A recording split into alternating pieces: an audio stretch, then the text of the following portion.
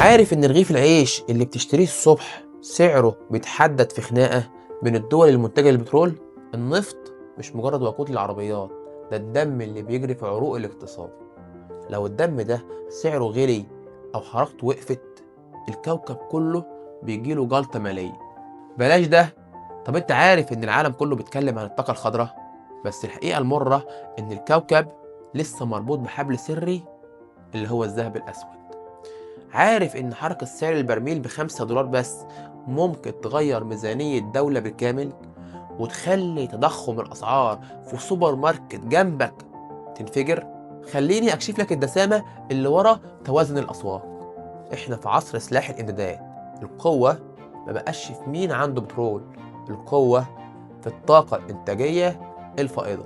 شوف اللي حصل في 2024 و 2025 لما قرر تحالف أوبك بلس خفض الإنتاج.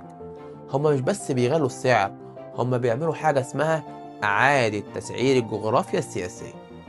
خليني أبسطها لك في حاجة اسمها البترو دولار. يعني أغلب النفط العالم بيتباع بالدولار، وده اللي مخلي العملة الأمريكية مسيطرة.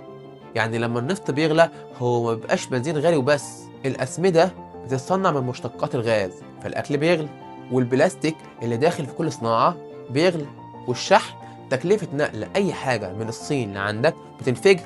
احنا في 2026 والسوق النهاردة ما بيبصش للنفط كسلعة، بيبص له كضريبة خفية مفروضة على كل حركة بنتحركها على كوكب الأرض. أي توتر في مبيعات الملاحة النهاردة بيضيف علاوة مخاطر فورية على سعر كل لتر بنزين بتحطه في عربيتك.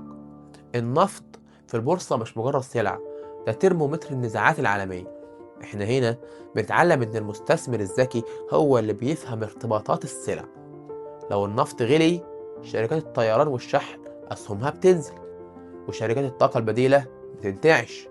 البورصة هي لعبة كراسي موسيقية، والنفط هو اللي بيعزف المزيكا. لو مش فاهم اتجاه الريح في آبار النفط، فانت فاقد البوصلة في محفظتك. وهنا بنتعلم ان امن الطاقة هو امن البيزنس. المستثمر الشاطر ما بيستناش البنزين يغلى عشان يتحرك، لازم تفهم تأثير الدومينو. لو برميل النفط كسر ال100 دولار، اهرب من أسهم شركات النقل واستثمر في شركات كفاءة الطاقة أو الخدمات اللوجستية الذكية في البورصة. اللي بيقرأ أعداد البنزين صح بيعرف طريق الأرباح فين. وسؤالي لكم النهاردة، هل شركتك عندها خطة بديلة لو سعر الطاقة تضاعف الصبح؟ ولا أنت سايب مفتاح بزنسك في إيد محبس البترول؟ طب أنت بتراقب سعر البرميل كأنه خبر في النشرة، ولا كأنه خصم مباشر من أرباح بزنسك؟